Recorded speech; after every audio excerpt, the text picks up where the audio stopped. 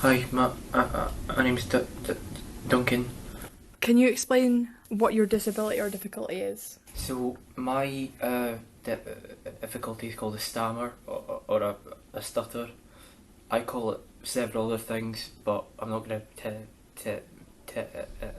tell you that. So it's quite rude.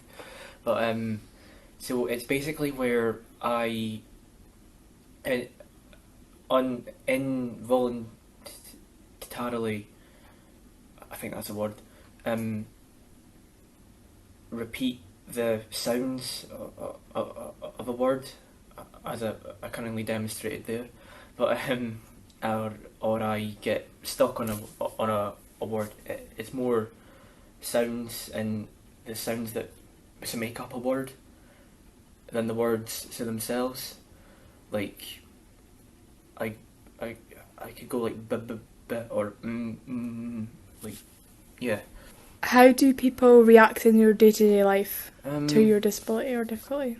to be honest, most people are really good about it. They don't really, they're not really rude about it, or they're not nasty, which um, sometimes people, it's not out of rudeness, it's more ignorance, like they don't know, or I'm their first stammerer. We're not rare, but we're not common either. So it's more people may try and say a word for me, which I I usually don't have a problem with. It's more, it's just, it's nice to be given to the time to speak. Um, Although I know that in normal conversations, interruptions are part of the flow of a conversation. So I'm not annoyed about it. Just yeah, And what about in this group? no one really bats an eyelid. Like um, it's not like a the group is the place that I can feel the most normal about it, even but within my own friend groups or any other group. I've never felt like I have to like it's possibly one of the most inclusive places I've ever the most inclusive space for my stammer and me, or as I or as I call it, Derek. Long story. Um, Yeah, Derek gets his place to shine in the group. He doesn't. He's more popular than I am actually. Don't tell him that. He, but no one's really rude about it or horrible. They're all nice, and you help me be comfortable about it in my own stammering skin. I guess. Yeah. How often do you have to explain your stammer? I, it's more the fact I feel the need to explain rather than which I have to work on. I've been told that so many times. Like usually, people they know what the stammer is. They've either watched the King's Speech or something, or I hate that film. But um,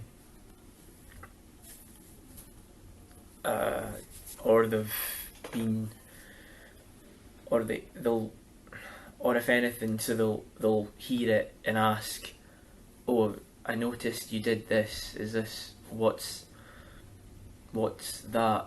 Or I usually so preempt it by my speech therapists have always told me to preemptively explain to someone I have a stammer. I might do this.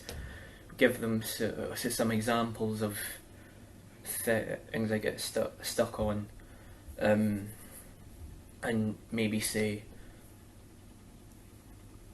I like to be given time so to talk. I know that the interruptions are normal, but if you hear me get stuck or bogged down on something, please just let me get on with it. it's a point of pride. So for me, I've got to get through it. How often do people doubt your stammer? They don't really. I'm. I wouldn't. I'm not as quiet as I like to think I am. My parents will definitely attest to that. Um, uh, like I'm. You can't really. Once you hear a stammer, it's you can't really doubt it. That's not one of the difficulties that I've ever faced. No one's ever accused me of not having a stammer. It's my other health condition, so that's actually been doubted more. It's just a lot of my friends I've grown up with, and because they can't see the stammer. They can't see Derek. Derek's an introvert, but you can't see it as such, but you hear it, and you see my mouth move in the. You see me get bogged down. It's so I've never been doubted I have the stammer. It's more people have sometimes doubted, can I even get this word out? Can I even say this? And sometimes I've always, but I've ever. I seem to be so part of the first generation of stammerers now that haven't been said, that haven't been told you don't have to do this, or you don't have to take part in this reading group. I've always had the offer of saying, look, do you not, are you going to be okay saying this? Are you going to be okay doing this? How can I make sure that you're okay with, right? Like as an example, I had the same history teacher in third and fourth year, and a very clever way of her making sure so the class was all paying attention, especially the double on Friday first and second period, was she would get the class to read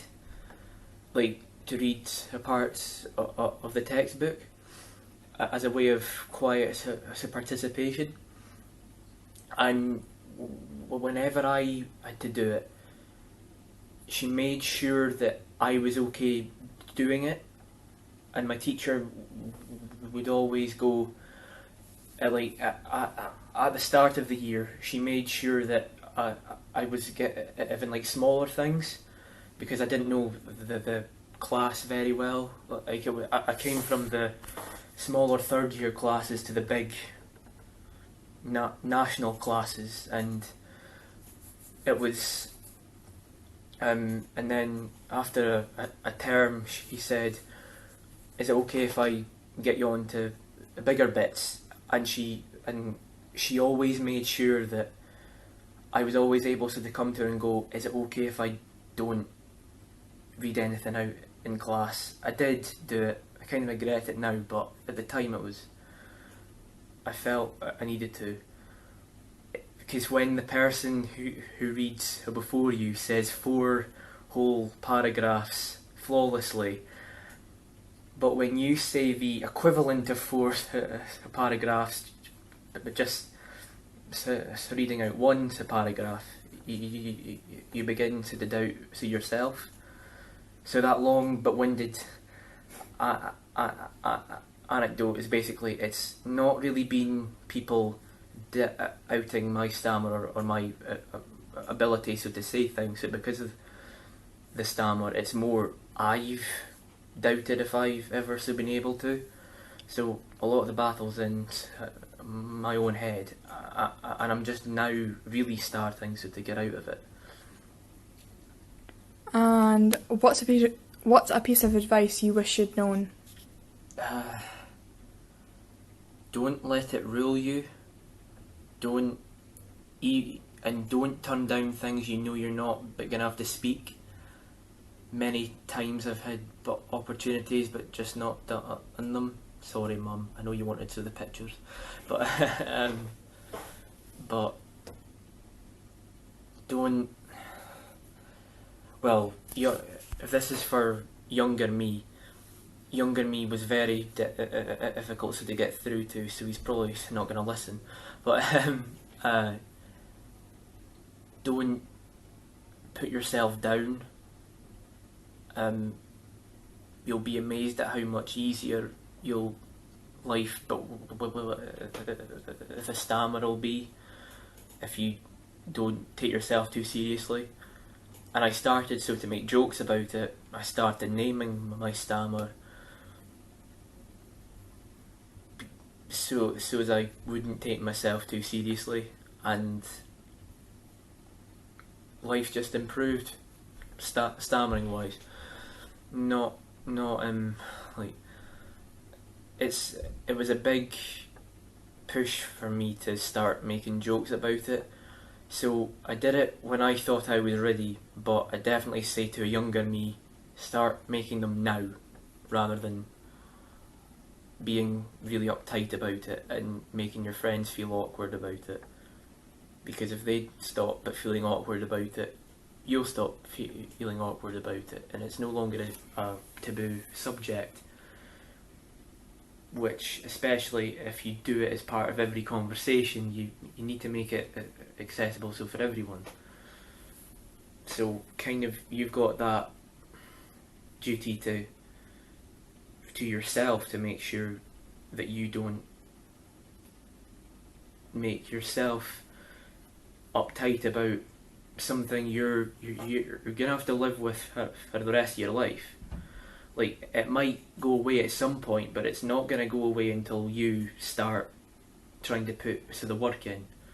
So put work in now rather than leaving it until you're 18.